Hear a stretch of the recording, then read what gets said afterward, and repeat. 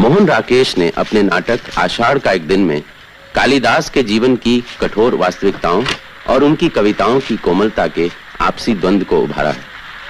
आया पावस राजा प्रियतम, पावस राजा आया, अपने दलबल सहित देखो कैसा साज सजाया। मधमाते बादल हाथी ने मादल गीत गुंजाया, तुझा पताका बिजली की लौ फहरा ताले आया। उन्मन प्रेमी जन के मन पर मनमत का रंग छाया, स्वागत पावस राजा स्वागत, सबने मिलकर गाया।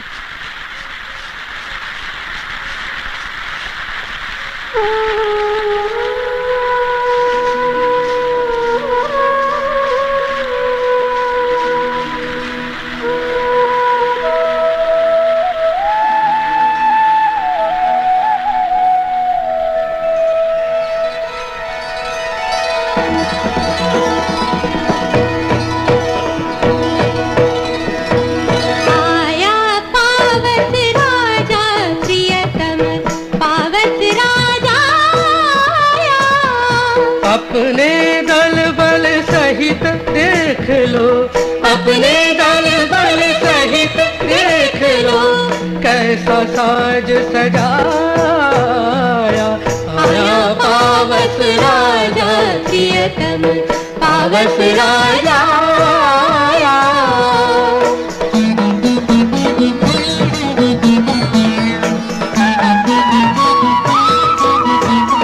मधमाते बादल हाथी ने मादल गीत गुंजाया, भुजा पताका बिजली की लो ठहराता ले आया। उन मन प्रेमी जन के मन पर मनमत का रंग छाया, स्वागत पावस राजा स्वागत, सबने मिलकर गाया।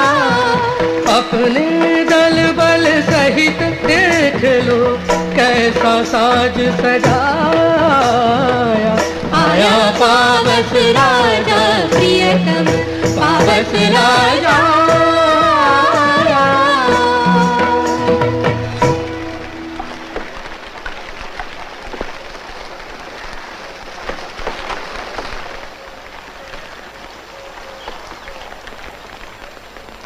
माँ आज बहुत रुष्ट है। उन्हें अनुमान हो गया है कि वर्षा में मैं तुम्हारे साथ थी। मेरे शिकार को उठा लाने में तुम्हें संकोच नहीं हुआ? इस प्रदेश में हरिणों का आखेट नहीं होता राजपुरुष। तुम बाहर से आए हो इसलिए हम तुम्हें अपराधी नहीं मानेंगे। तो राजपुरुष के अपराध का निर्णय अब ग्रामवासी करेंगे। ये हरण शावक मुझे दे दो। मलिका, इसे अंदर ले जाकर किसी आसन पर लेटा दो। इस घर के आसन मनुष्यों के लिए है, पशुओं के लिए नहीं। ले जाओ इसे।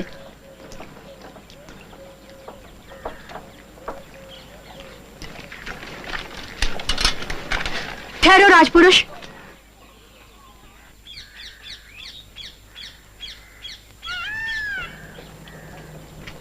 कालिदास निशस्त्र होते हुए भी तुम्हारे शस्त्र की चिंता नहीं करेगा। कालिदास? ये कवि कालिदास है? तुम कैसे जानते हो ये कवि है? उज्जैनी राज्यसभा का प्रत्येक व्यक्ति ऋतु संहार के लेखक कालिदास को जानता है। आया पावस राजा प्रियतम, पावस राजा आया, अपने दल बल सहित देख लो कैसा साज सजाया। मधमाते बादल हाथी ने मादल गीत गुंजाया, ध्वजा पताका बिजली की लौ फहराता ले आया। उन्मत्त प्रेमी जन के मन पर मनमत का रंग छाया, स्वागत पावस राजा स्वागत, सबने मिलकर गाया। सम्राट ने स्वयं वंश ऋतु संहार पढ़ा है और उसकी प्रशंसा की है, इसलिए उज्जैनी का राज्य उनका सम्मान करना चाहता है और उन्हें राजकवि बनाना चाहता है। ये सम्मान तो बहुत अभूतपूर्व है आचार्य। उन्हें कब उज्जैनी जाना होगा? कल हमारे साथ। ब्रह्म मुहूर्त से पूर्व ही हमें राजधानी की ओर प्रस्थान करना होगा। आचार्य, यही है मेरे भाग्य कालिदास। प्रणाम आचार्य। महाकवि कालिदास, आपका स्वागत है। आप दीर्घायु हों। सम्राट विक्रमादित्य चंद्रगुप्त ने आपको अपना राजकवि बनाना चाहा है। मैं आपको उज्जैनी ले जाने के लिए आया हूँ। क्षमा करें आचार्य, मैं किसी राजसभा का रत्न बनने की इच्छा नहीं रखता। मैं ये सम्मान स्वीकार नहीं कर सकता।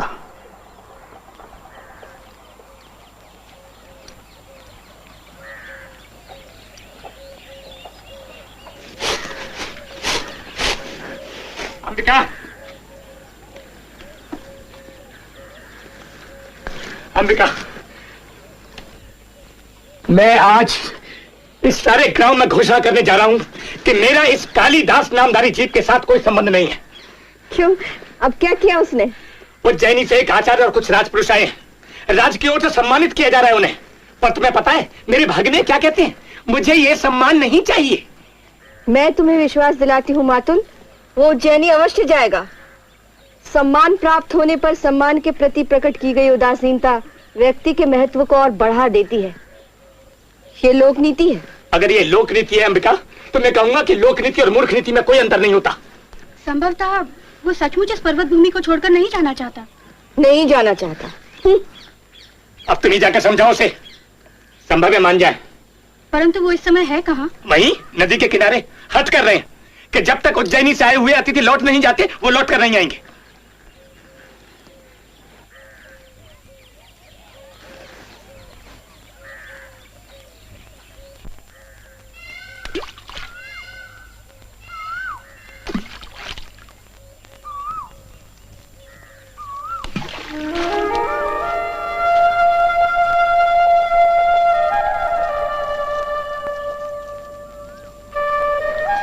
सम्मान और राजश्रेय स्वीकार करने का नहीं है मल्लिका, उससे कहीं एक बड़ा प्रश्न मेरे सामने है। और वो प्रश्न मैं हूं ना?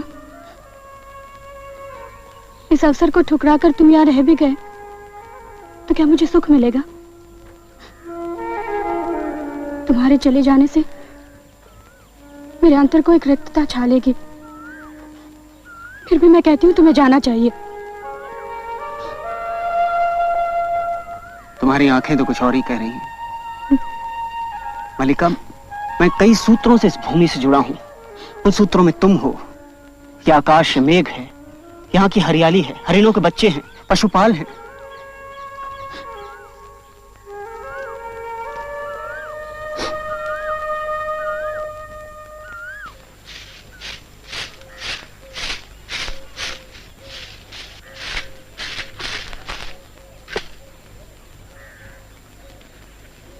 तुम यहाँ क्यों आए हो विलोम? तुम्हें मालूम है तुम्हारा यहाँ आना मल्लिका को सही है नहीं? वो नहीं चाहती कि मैं इस घर में आऊं क्योंकि कालिदास नहीं चाहता। कालिदास उज्जैनी चला जाएगा और मल्लिका, जिसका नाम उसके कारण सारे प्रांतर में अपवाद का विषय बना है, पीछे यहाँ पड़ी रहेगी। क्यों अंबिका? तुम ये कहकर मेरा दुख कम नहीं कर रहे हो विलोम। पर ये सब बातें मैं तुमसे नहीं, कालिदास से करने आया हूँ। अधिक प्रतीक्षा नहीं करनी पड़ेगी विलोम। सुना है राजधानी से निमंत्रण आया है। सुना मैंने भी है। तुम्हें दुख हुआ? दुख? हाँ, बहुत। एक मित्र से बिछड़ने का किसे दुख नहीं होगा। राजधानी के वैभव में जाकर कहीं ग्राम प्रांतर को भूल तो नहीं जाओगे? वहां के जीवन में कई तरह के आकर्षण हैं, रंगशालाएं, मदिरालय, तरह तरह की विलास भूमियां। अरे विलोम, ठीक है, मैं सीधे अपनी बात पर आता हूं। आज तक ग्राम प्रांतर में तुम्हारे और मल्लिका के संबंध में बहुत कुछ कहा जाता रहा है। उसे दृष्टि में रखते हुए क्या यह उचित नहीं कि आप बताएं, उज्जैनी अकेले जा रहे हैं या मल्लिका भी? विलोम, तुम दूसरों के घरों में ही नहीं, उनके जीवन में भी अनाधिकार प्रवेश कर जाते हो। अनधिकार प्रवेश? मैं? तो ठीक है, मेरे प्रश्न का उत्तर मत दो।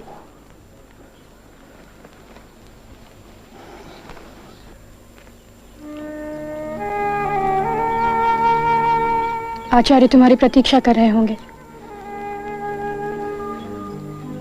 इसका अर्थ है तुमसे विदा लूं? विदा नहीं दूंगी, इसलिए प्रार्थना करूंगी कि तुम्हारा पथ प्रशस्त हो।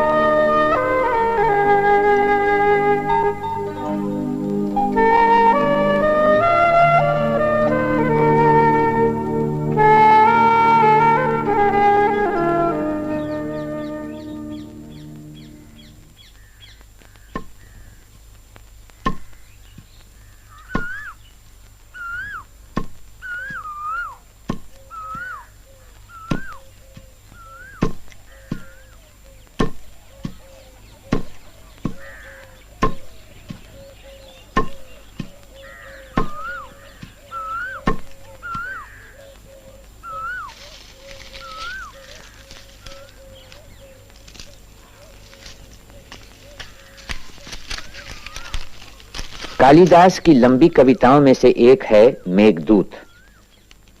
अपनी प्रेमिका से जुदा प्रेमी बारिश के दिनों में एक बादल से कहता है कि वो उसका पैगाम ले जाए। पावन सरवर जनक नंदिनी सीता जहां नहाई थी, जहां घने तरुओं ने अपनी परछाई फैलाई थी, उसी रामगिरी पर रहने को आया यक्ष दुखी होकर, एक वर्ष भर प्रिया विरह का शाप लिया था माथे पर। क्या मेरा संदेश प्रिया तक गगन बटो ही ले जाएगा? सावन के दिन उथल पुथल के क्या संभाल भी पाएगा?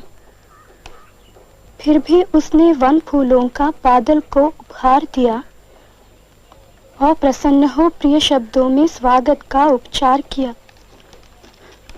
ओ जलधर है जले अधर की तीखी प्यास बुझाता तू, विरहा नल में जले यक्ष की खबर प्रिया तक ले जा तू। जा तू अलकापुरी जहाँ के मंदिर धवल अमल ऐसे, भाल चंद्र की चंद्र किरण से नित धोए जाते जैसे।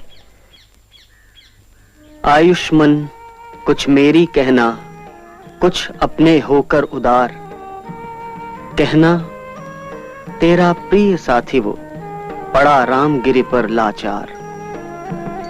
जीता है वो कुशल पूछता, कैसे कटते हैं दिन रात, विपदाओं से घिरे जनों से पूछें और कौन सी बात। तेरे अंग प्रियंगुलता में हैं मयंक में मुखमंडल, गजिन मोर पंखों में दिखते लहराते तेरे कुंतल।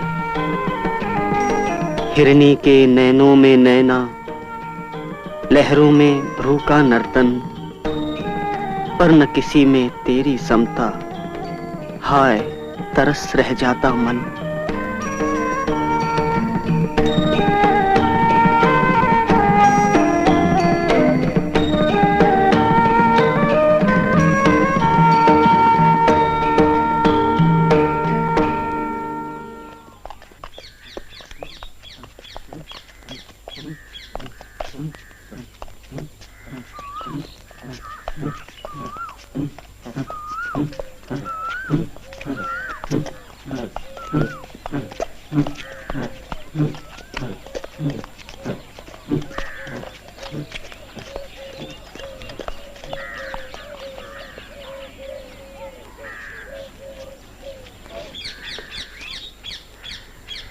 मुझे विश्वास है कि इस समय मैं देवी मल्लिका के सामने खड़ा हूँ।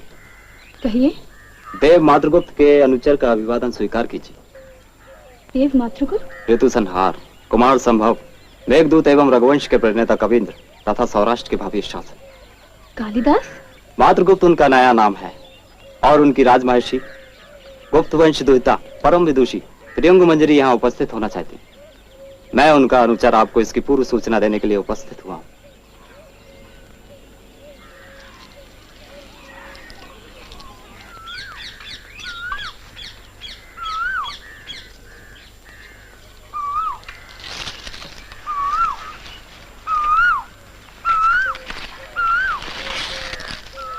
सचमुच बहुत सुंदर हो। जानती हो, अपरिचित होते हुए भी तुम मुझे अपरिचित नहीं लग रही। आप बैठ जाइए ना।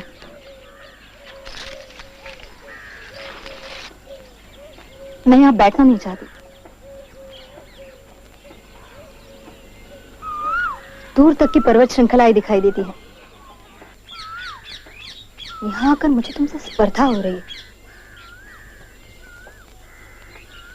इस ग्राम प्रदेश में रहकर भी तुम्हें साहित्य से अनुराग है।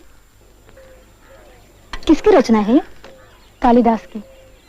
अब वे मातृगुप्त नाम से जाने जाते हैं। उनसे जान चुकी हूं कि तुम बचपन से उनकी संगिनी रही हो। उनके रचनाओं के प्रति तुम्हारा मोह स्वाभाविक है। देख रही हूं तुम्हारे घर की स्थिति बहुत जर्जर हो चुकी है। चाहे तो इसका परिसंस्कार भी करा दूं। मातुल के घर के स्थान पर मैंने नए भवन के निर्माण का आदेश दिया है। आप बहुत उदार हैं, परंतु हमें ऐसे ही घर में रहने का अभ्यास है। फिर भी तुम चाहो तो इसका परिसंस्कार करा दूं। चाहो तो तब तक तुम हमारे साथ चल सकती हो। मेरे साथ मेरी संगिनी बनकर चलोगी? क्षमा कीजिए, मैं अपने आप को इस गौरव की अधिकारिणी नहीं समझती। मैं तुमसे कुछ कहना चाहती हूँ राजवधू। माँ, तुम उठकर क्यों आई? तुम्हारा स्वास्थ्य ठीक नहीं है, जाओ अंदर जाकर लेटी रहो। मैं किसी आने वाले से बात भी नहीं कर सकती। मैं तुमसे कहना चाहती हूँ राजवधू कि ये सब इसलिए। मैं आपका कल जानती हूँ, जो भी सहायता मुझसे बन पड़ेगी अवश्य करूंगी। इस समय अनुचर मेरी प्रतीक्षा कर रहे हैं, इसलिए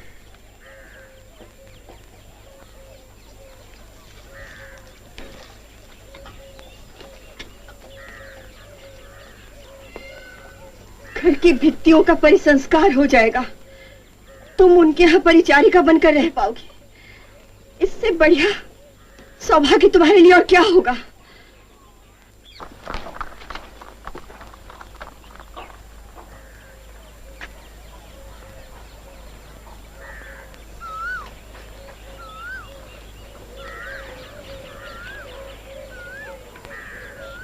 आश्चर्य है, कालिदास ने यहां आना उचित नहीं समझा। कल तो सुना कि वो वापस लौट जाएंगे। उसे आना चाहिए। व्यक्ति किसी संबंध को ऐसे नहीं तोड़ता।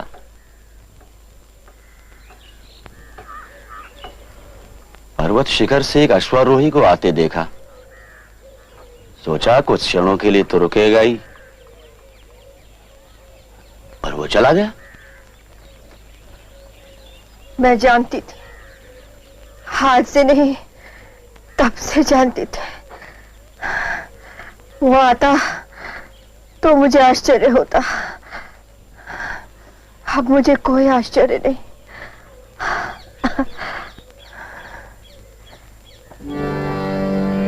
विपुल हो जाते बिंदु भी जब पास आते, पेड़ जो अलगे हुए हैं, पेड़ जो अलगे हुए हैं, सहज जुड़ जाते बिंदु भी जब पास आते।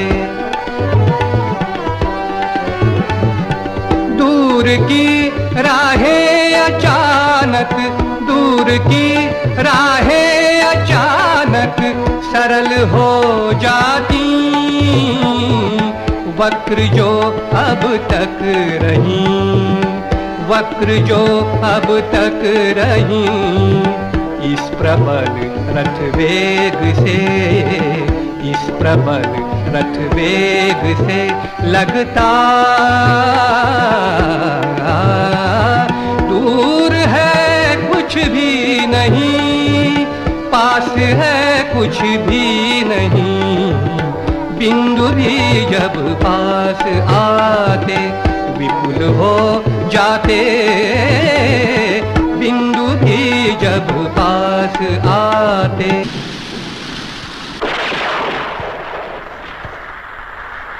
मल्लिका,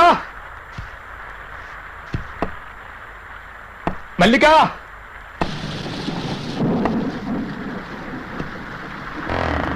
आर्य मातुल, आप इस वर्षा में? इस वर्षा से बचने के लिए तुम्हारे घर के सिवा कोई शरणी नहीं थी। सोचा जो भी हो, मेरे लिए तो तुम आज भी वही मल्लिका हो। आइए ना।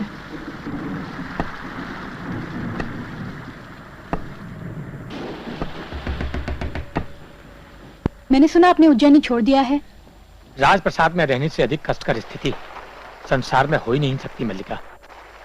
आगे देखो तो प्रतिहारी जा रहे हैं, पीछे देखो तो प्रतिहारी आ रहे हैं। सच कहता हूं, मुझे कभी इस बात का पता नहीं चल पाया कि मैं प्रतिहारियों के आगे जा रहा हूं या प्रतिहारी मेरे आगे जा रहे हैं। यह इस बात का बड़ा सुख है। ना ही कोई झुककर वंदना करता है और ना ही मुझे कभी इस बात का भ्रम होता है कि मैं आगे हूं या प्रतिहारी। केवल ये वर्षा नहीं सही जाती। कपड़े सुखाने के लिए आग जलाऊं? तुमने इस घर की क्या स्थिति कर रखी है मल्लिका? अंबिका के न होने से इस घर की कोई स्थिति नहीं रही। ये सच है कि कालिदास की पत्नी प्रियंग मंजरी ने तुम्हारे लिए वस्त्र और स्वर्ण मुद्राएं भेजी और तुमने लौटा दी? मुझे उनकी आवश्यकता नहीं थी। उसने इस घर के परिसंस्कार के लिए भी स्थपतियों से कहा था। मुझे किसी परिसंस्कार की आवश्यकता नहीं लगी। आग जला दूं? वर्षा थम रही है। तुमने सौराष्ट्र का कोई समाचार सुना? मैं कभी घर से बाहर निकलती ही नहीं। कोई भी समाचार कैसे सुन सकूंगी? समाचार यह है कि सम्राट का निधन हो गया है। सौराष्ट्र में विद्रोही शक्तियां सर उठा रही हैं। वहीं से आए एक आहत सैनिक से पता चला कि कालिदास ने सौराष्ट्र छोड़ दिया है। वो पुनः उज्जैनी चले गए होंगे। नहीं, वो उज्जैनी नहीं गया। मैं वहीं से आ रहा हूं। लोगों का कहना है कि उसने संन्यास ले लिया है। वो काशी चला गया। नहीं, ये सत्य नहीं हो सकता। मैं जो भी कुछ कहता हूं वो सत्य नहीं होता, इसीलिए मैं कुछ नहीं कहता। वो काशी गया है तो भी मैं झूठा हूं, और नहीं गया है तो भी झूठा हूं। अब तो ये ठीक है ना?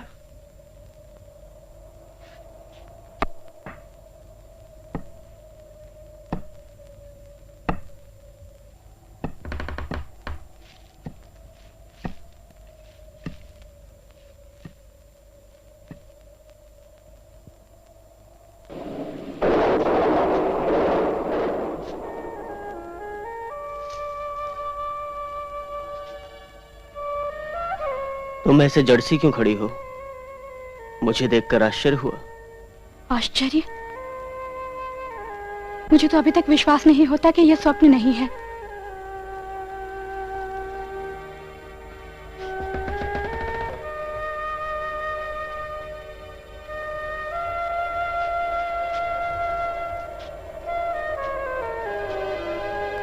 नहीं, ये स्वप्न नहीं है, यथार्थ है कि मैं यहां हूं।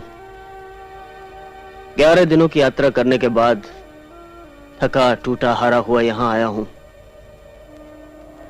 कि यहां के यथार्थ को देख सकूं। तुम सचमुच पहचाने नहीं जाते। और तुम ही कहां पहचानी जाती हो? ये घर भी कितना बदल गया है। और मैं सोच रहा था कि सब कुछ वैसा ही होगा, ज्यों का त्यों यथास्थान। परंतु कुछ भी तो यथास्थान नहीं है। तुमने सब कुछ बदल दिया मल्लिका, सब कुछ। मैंने कुछ नहीं बदला। हाँ, संभव है दृश्य उतना नहीं बदला जितनी मेरी दृष्टि बदल गई है। बहुत दिनों तक इधर उधर भटकने के बाद यहां आया हूं। सौराष्ट्र जाते हुए जिस कारण से नहीं आया था, आज उसी कारण से आया हूं। आर्यमातुल से पता चला तुमने सौराष्ट्र छोड़ दिया है। लोग समझते हैं कि मैंने संन्यास ले लिया, किंतु मैंने संन्यास नहीं लिया। मैं तो केवल मात्रगुप्त के कलेवर से मुक्त हुआ हूं, ताकि पुनः कालिदास के कलेवर में जी सकूं।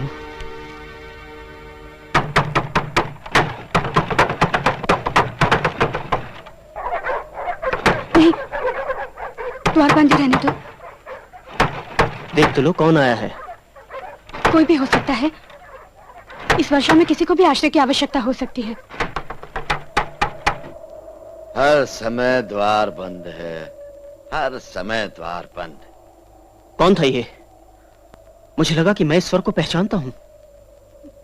मैं कैसे जान सकती हूँ? होगा कोई अजनबी।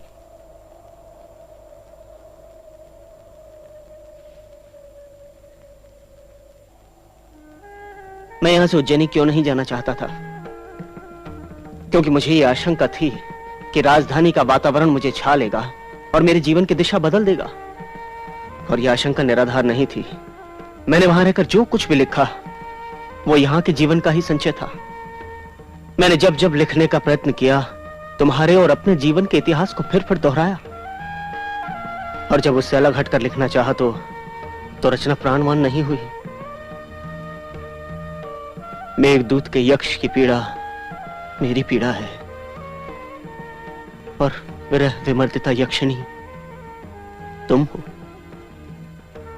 यद्यपि मैंने अपने यहां होने और तुम्हें नगर में देखने की कल्पना की, अभिज्ञान शाकुंतल में शकुंतला के रूप में तुम ही मेरे सामने थी। रघुवंश मर्ज का विलाप मेरी ही वेदना की अभिव्यक्ति है।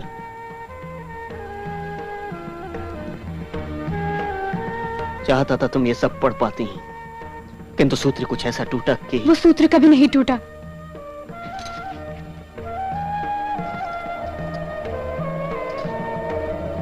तुम्हारी सारी रचनाएं मेरे पास हैं।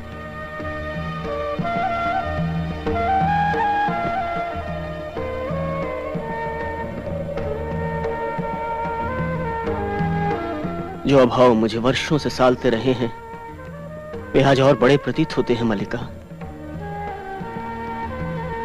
मुझे वर्षों पहले यहां लौटाना चाहिए था।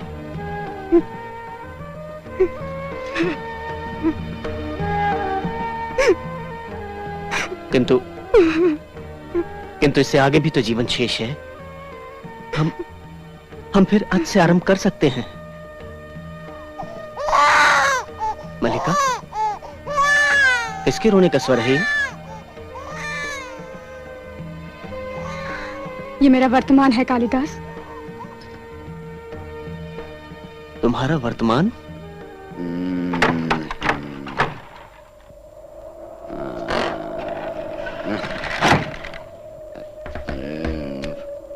फिसल कर गिरे और जा पड़े खाई में।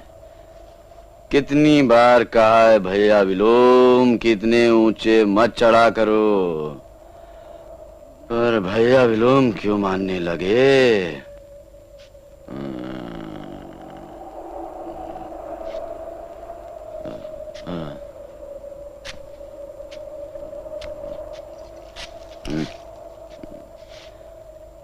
आकृति जानी हुई लगती है, पर व्यक्ति नया सा दिखता है। आकृति बहुत बदल गई है, किंतु व्यक्ति आज भी वही है। तो तुम हो। तुम मल्लिका, तुमने अब तक कालिदास के आतिथ्य का उपक्रम नहीं किया। वर्षों के बाद कोई अतिथि घर में आए और उनका आतिथ्य न हो।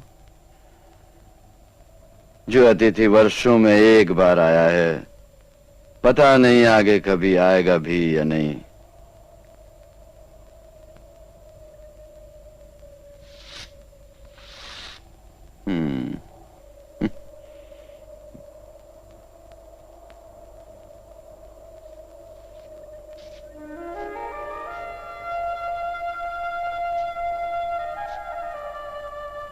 तुम कह रहे थे तुम फिर आज से आरंभ करना चाहते हो।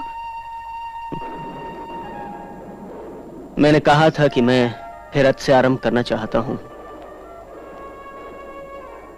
किंतु देख रहा हूं कि समय अधिक शक्तिशाली है। क्योंकि